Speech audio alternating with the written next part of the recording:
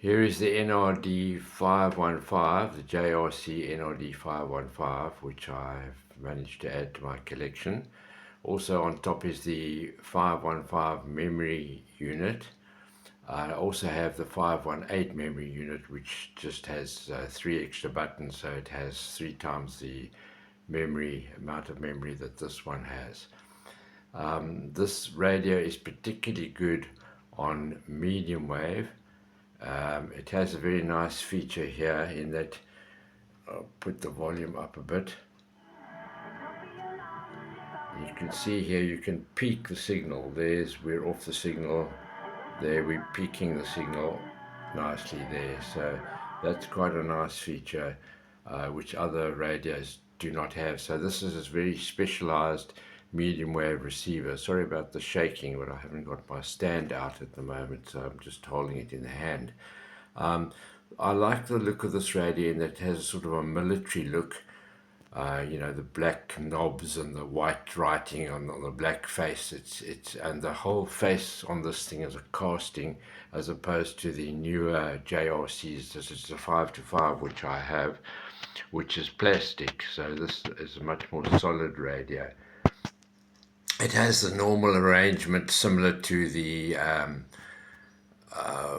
Wadley type radios, such as the Kenwood R1000, where it has a megahertz knob. So you've got from 1 to 30 megahertz on the knobs. You dial in your megahertz there, and then your tuning over here for the 1000 kilohertz range. The other features on the radio, it has passband tuning. Here's a passband tuning knob over here, and it has filters. So here you have your 6, your 2.4, and your 0.5 for CW. There's an optional filter slot there as well.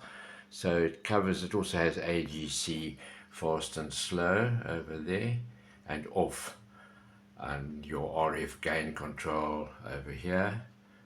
And then this is seen as your BC tune, which is a broadcast band tune or medium wave tuning, and then it also acts as a BFO when you're in CW mode.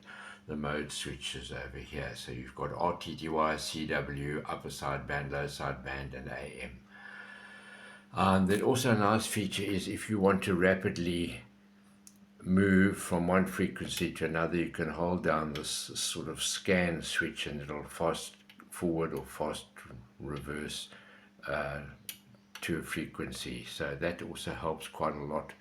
So in other words, within the 1000 kilohertz range that you've set on this knob here, you can scan between 0 and 1000 and quickly move to your frequencies. It doesn't have buttons that you can punch in the frequencies.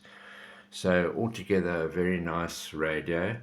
An extremely well made and robust radio. Also fortunate enough to have a speaker which I got with my 525, so when I don't have enough slots for all my radios here, so when I bring this one, I'm using this one, then I use the speaker with it, and when I'm using the 525, then that couples up to that.